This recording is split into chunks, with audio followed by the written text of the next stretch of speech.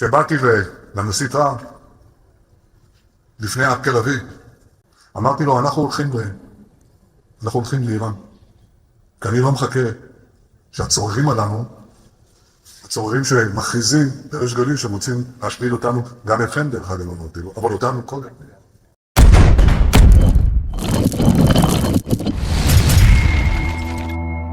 Kalau kaum intelektual sekalian, wah, gila.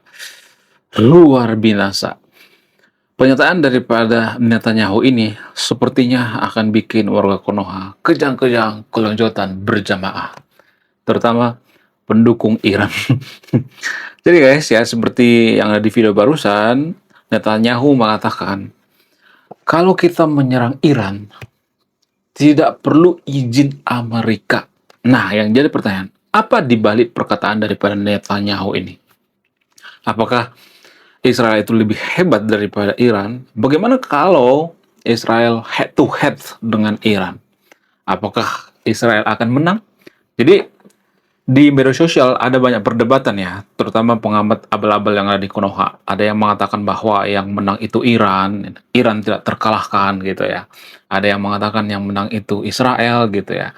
Kemudian ada yang mengatakan, oh mereka itu akan dibantu oleh Turki misalnya, atau dibantu oleh malaikat misalnya, macam-macam pokoknya ya.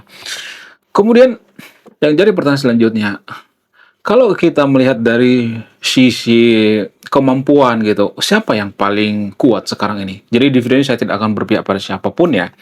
Saya benar-benar netral.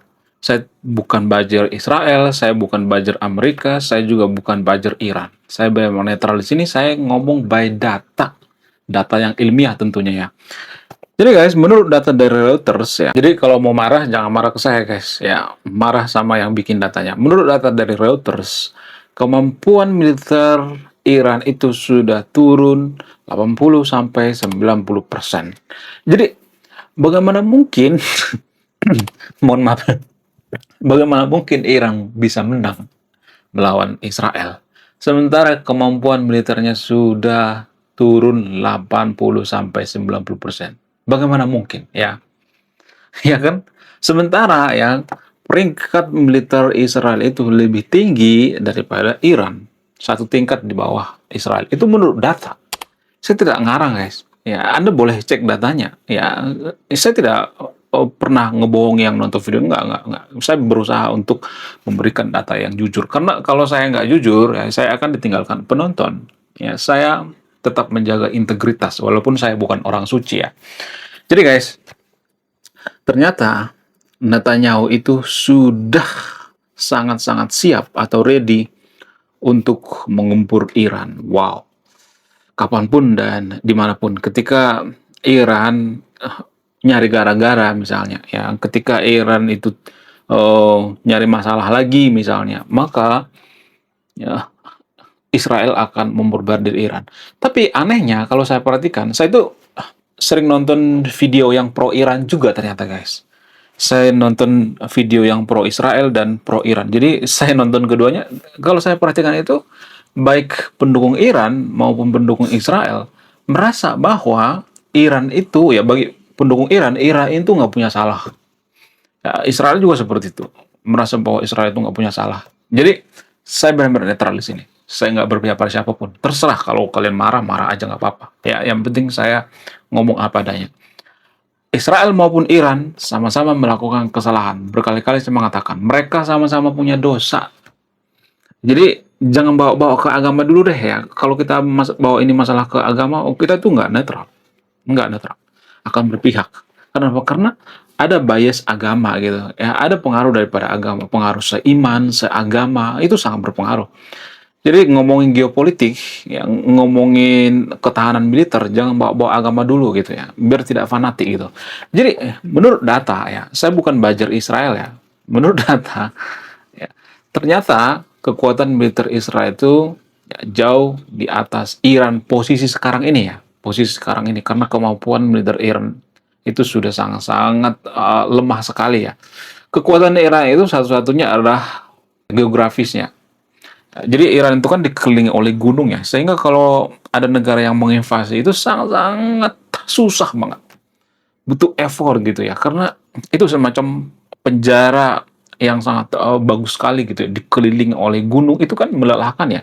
Kalau ada orang invasi darat itu melelahkan sekali. Makanya Amerika mengurungkan niat untuk melakukan invasi darat. Tapi itu keputusan benar.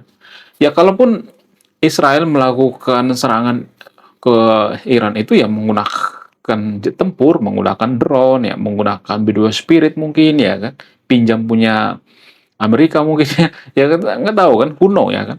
Nah, yang jadi pertanyaan, apakah Iran punya kesalahan? Apakah Houthi punya kesalahan? Apakah Hizbullah punya kesalahan? Apakah Palestina punya kesalahan? Apakah Israel punya kesalahan? Yes, saya harus mengaku itu.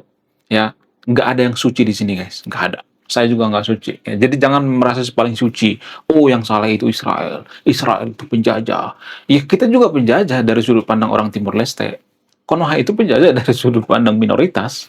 Ya, di Konoha kan sering bubarin paksa ibadah orang lain. Itu kan menjajah namanya secara tidak langsung. Mempersekusi orang lagi ibadah. Itu kan menjajah namanya secara tidak langsung. Ya kan? Ya, izin itu cuma modus doang sebenarnya. Ya, karena mereka ya nggak suka aja sebenarnya. Izin itu cuma modus aja sebenarnya. Izin rumah ibadah itu cuma modus aja. Ya, jadi penjajahan itu tidak bisa dilihat hanya dari satu sudut pandang, dari berbagai sudut pandang. Ya, jadi jangan merasa paling suci gitu ya. Oh, negara kita suci. Enggak, siapa bilang negara kita suci? Ada banyak kok sejarah-sejarah negara kita yang ditutupi. Sejarah yang ada di sekolah itu adalah propaganda. Sama seperti Israel. Apakah semua orang Israel suci? Enggak. Ada juga orang yang enggak suci di sana.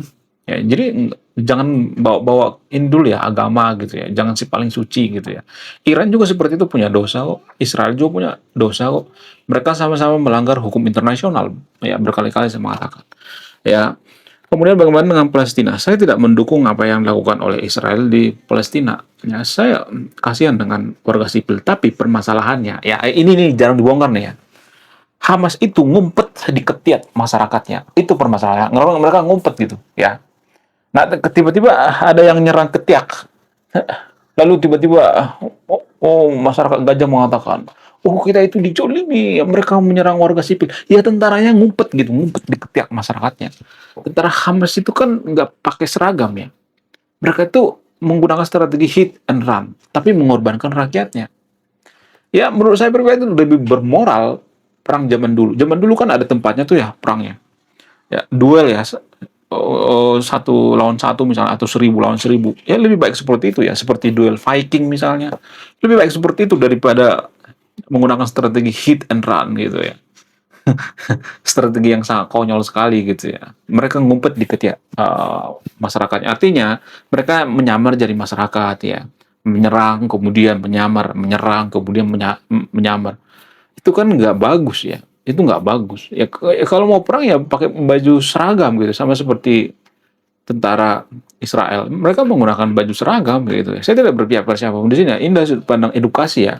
Ya, berkali-kali saya mengatakan saya ngambil dari sudut pandang edukasi. Jadi, ya, Gaza itu juga punya kesalahan. Kesalahan mereka itu, ya. Kenapa mereka mendukung Hamas? Ya, jelas-jelas Hamas itu mengorbankan rakyatnya. Warga sipil dikorbankan. Ya, kalau petarung ya udah. Ya bertarung aja gitu. Nggak usah ngumpet-ngumpet gitu. Ya kan? Jadi, semua punya kesalahan. Saya juga kesalahan ya. Ya, saya juga punya kelemahan gitu. Jadi, jangan merasa si paling suci gitu ya. Ya, Gaza juga seperti itu, nggak boleh merasa si paling suci gitu ya. Kemudian Palestina juga seperti itu, nggak boleh si paling suci ya. Hizbullah juga seperti itu ya. Mereka bangun markas militer itu di bawah masjid. Ini sudah saya bahas di video saya sebelumnya. Tujuannya apa coba? Bangun pangkalan militer di bawah masjid. Ya supaya apa? Supaya kalau misalnya nanti tiba-tiba diserang, ya mereka berteriak bahwa yang salah itu adalah Israel gitu ya. Iya kan?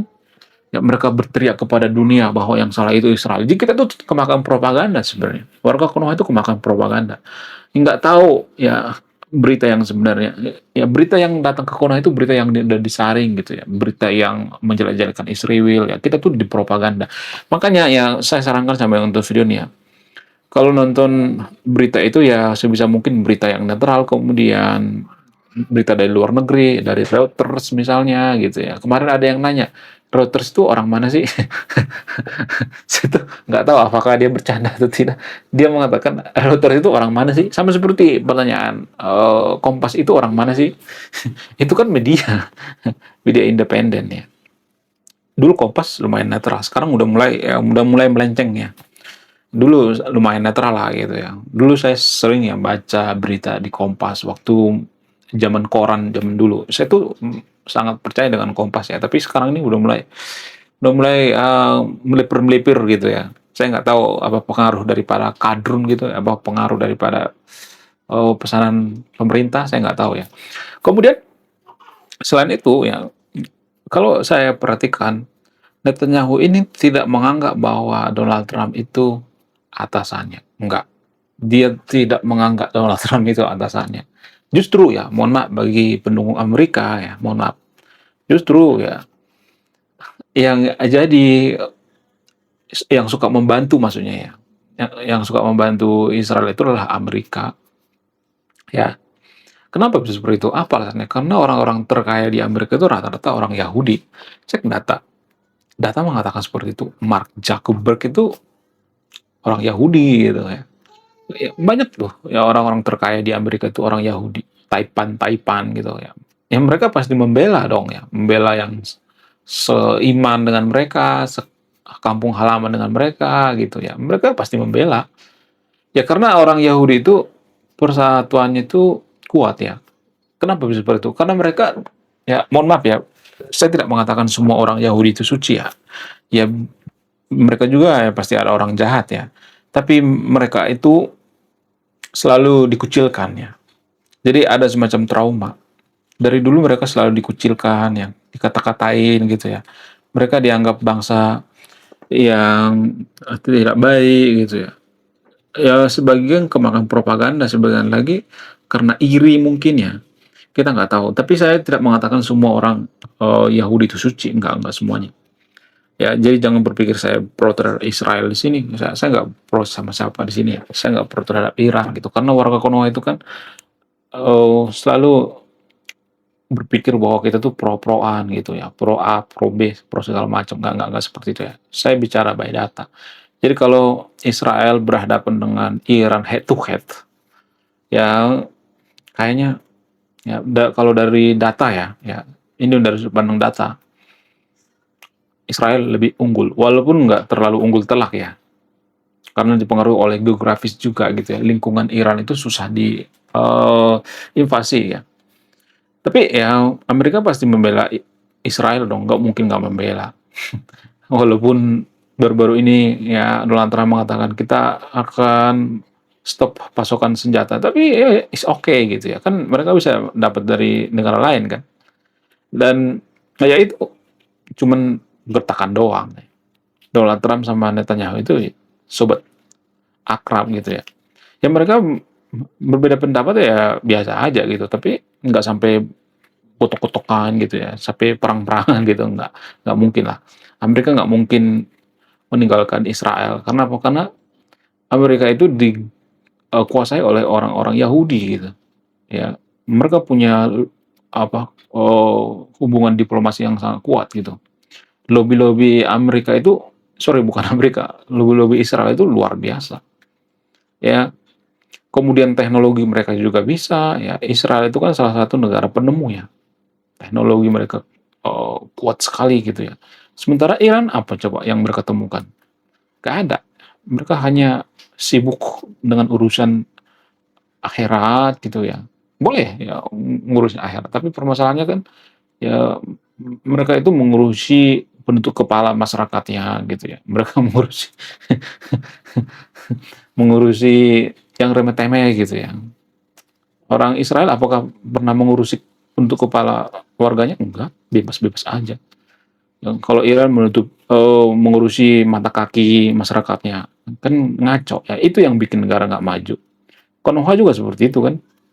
Ya, itu yang bikin negara Konoha nggak maju. Ya, makanya warga Konoha banyak yang membela Iran ya. Mati-matian membela Iran. Saya nggak benci Iran, enggak. Saya sangat prihatin dengan kondisi Iran, terutama masyarakatnya yang nggak berdosa. berkali-kali saya mengatakan saya mendukung penduduk Iran, terutama yang memenangkan Piala Nobel. Ada tuh ya, memenangkan Piala Nobel orang Iran, tapi tahu apa yang terjadi? Di penjara, coy. Pemenang Piala Nobel di penjara. Menurut kalian gimana? Coba tulis komentar ya. Saya tidak akan berpihak di video ini. Ada yang menyimpulkan. Belum kita lanjut. Jadi guys, kemarin ada yang nanya, lu apa sih kontribusinya bagi negara ini? Lu kontribusi saya ini guys ya. Nulis buku, judulnya Budi Tanpa Pekerti. Ini temanya bahas tentang agama. Kemudian sama luka. Kisah dalam buku ini ada seorang kiai bingung memilih antara mau menyelamatkan hutan atau menyelamatkan 1000 anak yatim. Link pembeliannya ada di pin komentar video ini. Jadi endingnya apa ya? Saya penasaran ini. Saya jadi penasaran ini isinya apa. Beli juga beli. Link pembeliannya ada di pin komentar video ini.